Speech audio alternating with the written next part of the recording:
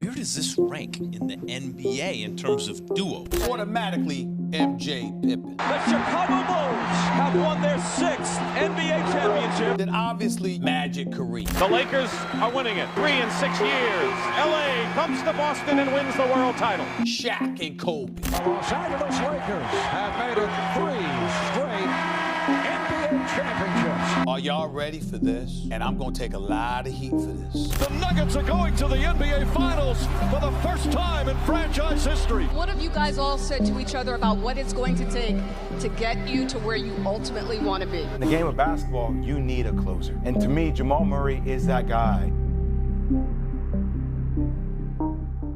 As a duo, Nikola Jokic and Jamal Murray could make the claim that they are having the greatest two-man run in NBA playoff history. That is quite a statement, I understand. So first, let me back up that statement with just solid stats. Together in the 2023 NBA playoffs, Jamal Murray and Nikola Jokic have buzzsawed through everyone with averages of a combined 57.9 points, 16.9 assists, and 19.1 rebounds per game. The Nuggets as a whole have gotten a lot of attention for their team style of basketball. Nikola Jokic has had all eyes on him as the NBA's two-time MVP. Mike Malone has been given credit for his coaching, but really, when we look back at this Denver Nuggets team, a clear picture will be left for us. Nikola Jokic and Jamal Murray as a duo, if they are able to close the door as NBA champions, have had one of the greatest two-man playoff stats among NBA champions. These are the 10 greatest two-man duos post-merger. And going through this list, one thing clearly stood out to me other than Shaq and Kobe living up to the hype as the top dogs. If that's who you agree the top dogs are, because I think my rankings might be controversial, let me know down below. Regardless, what also has stood out is, of course, the fact that Jamal Murray and Nikola Jokic more than deserve to be here. And it is here where I want to say, I think the numbers do not lie. I think we should be putting a lot more respect on Jamal Murray in particular's name. And I believe that the reason the media has not been treating him as a star is that simply the man was injured. He lost out on 2 years as a potential all-star. He lost out on 2 years as a potential all-NBA player. On this list of the greatest duos of all time, we have only one other name that is not a Hall of Famer, and that is Chris Middleton. Hall of Fame company. If not for Jamal's ACL injury, it is very likely he'd be at least a two-time all-star. And at this point, looking at his NBA playoff stats, we are watching extended greatness. Somehow used the 2020 regular season to get back into shape, and then amazingly has played the best basketball of his entire life in the 2023 playoffs. The Nuggets were certainly not guaranteed to win a championship this season. Yes, they were definitely the favorites going into the NBA Finals, but that was because they had just swept the Lakers. Let's keep in mind, in the regular season, this was a 53-win team. If we were to go back 10 years to the 2013 season, 53 wins would have landed you the 6th seed in the Western Conference. Sixth.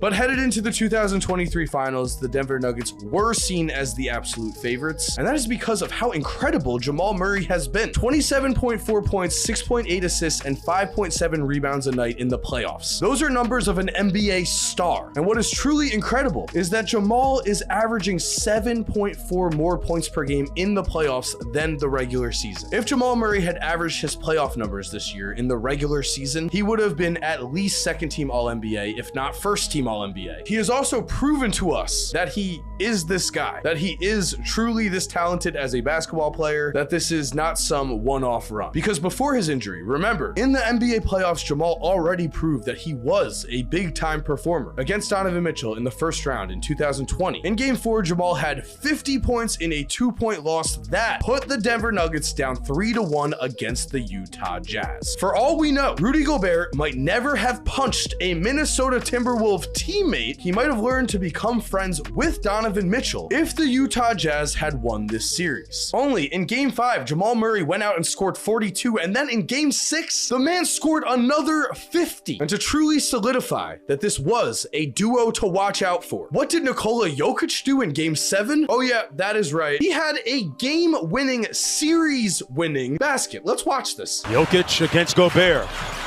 Backs him down. Gobert stays on his feet. Tough shot. Made it.